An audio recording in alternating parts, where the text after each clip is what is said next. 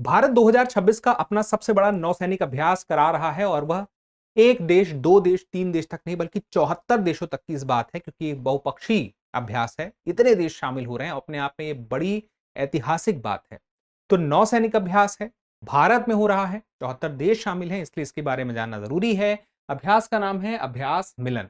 अब एक एक करके जानते हैं सारी महत्वपूर्ण बातें। तो 19 फरवरी से इसका आयोजन पूर्वी नौसेना की कमान में कहां पे हो रहा है? 13वें संस्करण का विशाखापत्तनम में, यानी कि बंगाल की खाड़ी में। तो बंगाल की खाड़ी मतलब इस तरफ विशाखापत्तनम में। अभ्यास का यह 13वां संस्करण है, यानी कि 12 संस्करण पहले भी आयोजित कराए जाते रहे हैं और ये संस्करण हर 2-2 साल में आयोजित होते हैं। अब अगर इसमें कुछ बातें और जाननी है तो ये अपने आप में समावेशी संस्करण है, क्योंकि इसमें शुरुआत जब हुई थी इस अभ्यास मिलन की तो 4 देश थे, अब 74 तक पहुंच गए हैं। यानी कि जो आना जा रहा है इसमें आता जा रहा है। अभ्यास का फायदा क्या होता है कि जब मान लीजिए आपात की स्थिति है या समुद्री डाकों से निपटना है, तो एक दूसरे को कैसे सहयोग करेंगे, एक दूसरे की बेस्ट प्रैक्टिस जो होती है वो सीख सकेंगे। अब यहाँ पे विरोधी देशों का एक मंच पर आना, चाहे अमेरिका हो, चाहे ईरान हो, चाहे रूस हो, भारत के संदर्भ में नहीं, आपस में इनके, तो ये एक बड़ी बात है।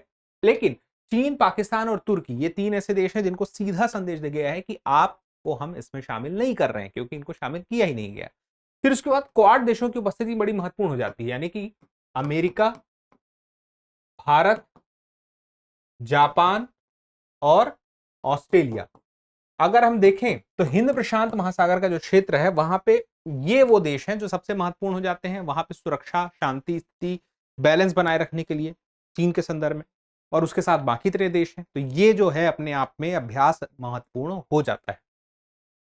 अब यहाँ पे आगे बढ़ने से पहले एक जरूरी जानकारी कि अगर आप पीसीएस की तैयारी जब कर ही रहे हैं तो तैयारी में दृष्टि को अपना भरोसेमंद साथी बनाना चाहते हैं, तो उसके लिए घर बैठे आप तैयारी कर सकते हैं दृष्टि लर्निंग ऐप पर। तो दृष्टि लर्निंग ऐप को आज ही अपने मोबाइल पे, अपने डिवाइस पे डाउनलोड कर लीजिए और अपने कोर्स जो भी आपके एग्जाम है उसके अकॉर्डिंग उसमें आप देख सकेंगे। और साथ में आपको कोई हेल्प चाहिए तो आप इस नंबर पे कॉल कर लीजिए 88501 चलिए हम आते हैं अपने टॉपिक पे ही। तो शुरुआत इसकी कब हुई थी? 13वां संस्करण था, तो ये पहला संस्करण 1992 में हुआ था और 95 में, और उसके बाद अभी 26 में 13वां है। 2-2 साल के गैप में होता है। 4 मैंने बताया था विदेशी नौसेनाएं शामिल हुई थी, तो इंडोनेशिया, सिंगापुर, श्रीलंका और थाईलैंड। 2020 के बाद इसने अपना व्यापक विस्तार किया है। तो अब यहाँ पे जो अभ्यास होंगे 2 चरणों में होंगे। हार्बर फेज का मतलब ये होता है कि पहले संगोष्ठियां होंगी, चर्चाएं होंगी, बातचीत होंगी, सांस्कृतिक आदान प्रदान होंगे, मुद्दों पर डिस्कशन होगा, और उसके बाद फिर वो अभ्यास समुद्र में होगा। और समुद्र का युद्धाभ्यास मतलब कि जो पनडुब्बियां हैं, जहाज हैं, उनके माध्यम से होगा। तो उसमें कैसे कहीं पे मानवीय सहायता पहुंचाने में एक दूसरे से कोऑर्डिनेट कर सकते हैं, बेस्ट प्रैक्टिस सीख सकते हैं, आपदा प्रबंधन के क्षेत्र में वो सारी चीजें रहेंगी। तो ये सारी बातें थी। अब एक छोटा सा आपसे सवाल पूछने के पहले, प्रमुख चुनौतियां जिनसे हम निपटने में इस अभ्यास की भूमिका को समझ सकते हैं कि समुद्री डकैती और आतंकवाद, अवैध मछली पकड़ने और तस्करी, और साइबर संवेदनशीलता और आपूर्ति श्रृंखला में व्यवधान, और जलवायु परिवर्तन और प्राकृतिक आपदाओं से निपटने के लिए इस प्रकार के अभ्यास समुद्र के स्तर पर बहुत ही महत्वपूर्ण हो जाते हैं।